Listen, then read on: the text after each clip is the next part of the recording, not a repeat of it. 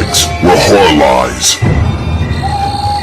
Hey guys, Rob from Georgia here with you once again. I am your regular Wednesday evening host here at BodyBags. It is week 411. It is what we call our label week, and it is Shameless. First time we have ever looked at films from Shameless, I do believe.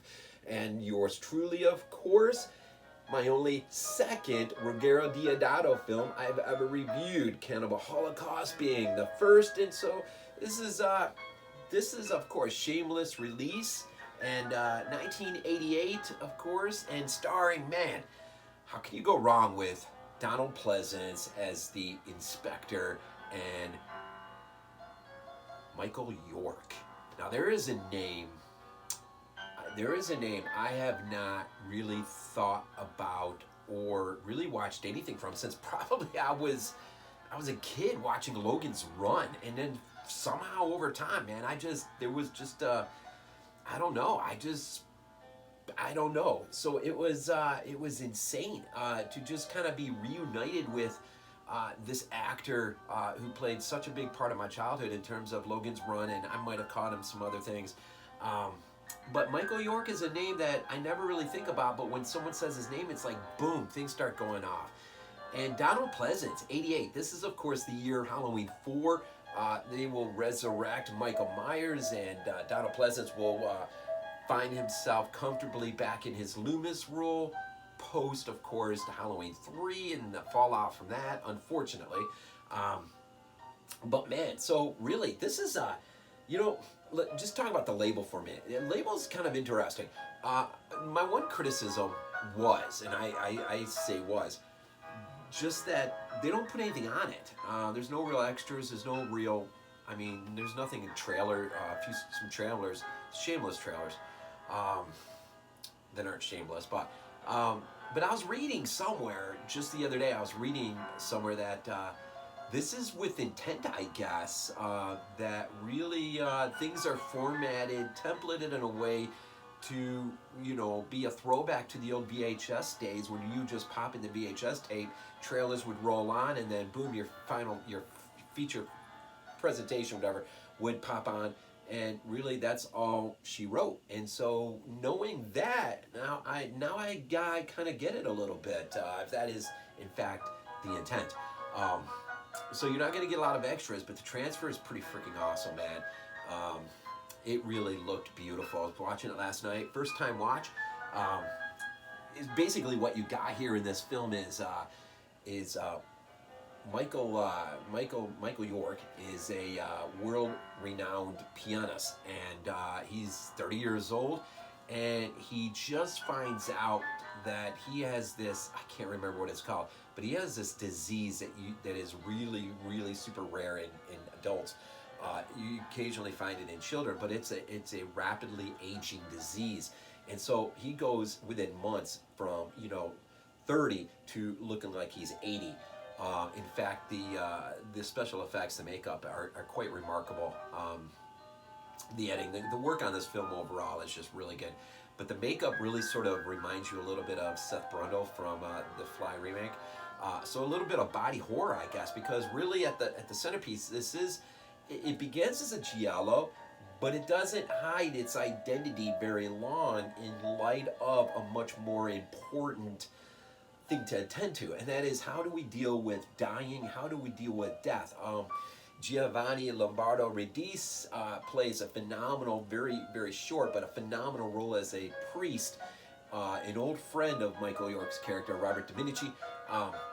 And so there's this meeting between them two, and Michael York has his character Dominici is really, he's already committed acts of murder, and he's starting to just basically fall apart, Seth Brundle style. And so, but he has this powerful conversation, and he recalls the days when they were friends, and all he ever talked about was music, and all Radice ever talked about, this priest talked about was God.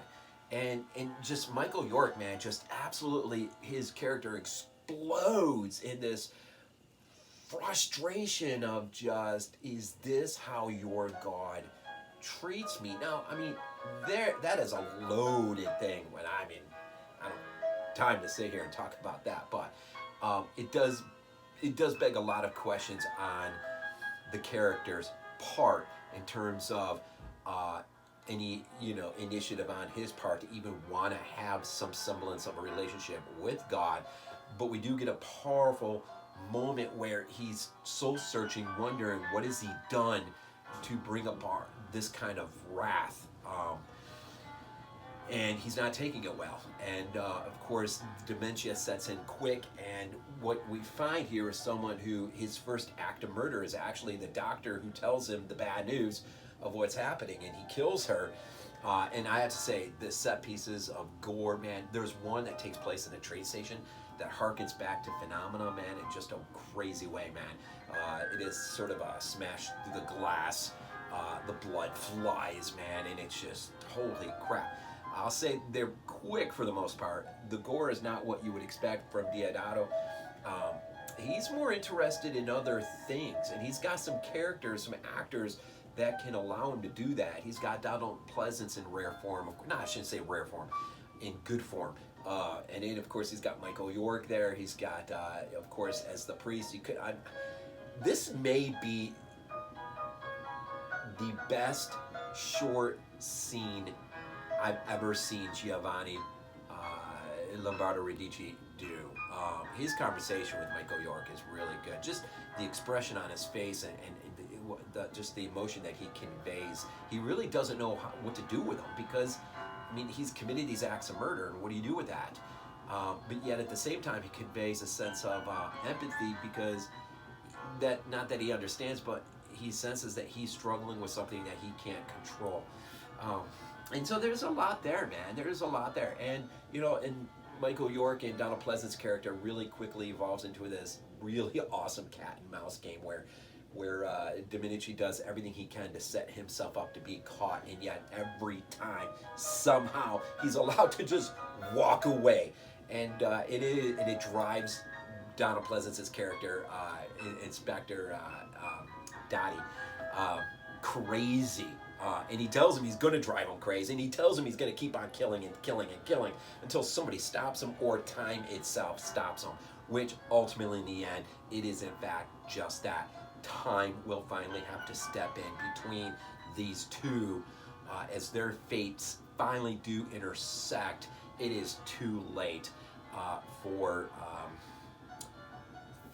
Donald Pleasence's character to do much of anything. Although he does arrive at a good time when one of our main characters, who happens to be who had a relationship with Domenici, who was carrying his baby.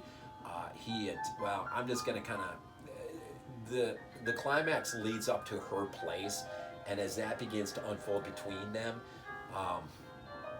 Pleasence finally, not that he puts everything together, because he has everything together. It's the problem is, as Domenici rapidly ages, all they have to go on is testimony of someone saying, no, it was like a 70-year-old guy who just committed this. Well, that doesn't fit the 30-year-old, in Domenici that everyone knows. So for the longest time, he just seemingly is able to go from killing to killing to killing, and not be caught. And finally, ultimately, time does finally catch up and intervene in its own sort of really, I'd say, anticlimactic way, but I thought it was appropriate for how the movie should have ended. I didn't have any issues with how it ended at all.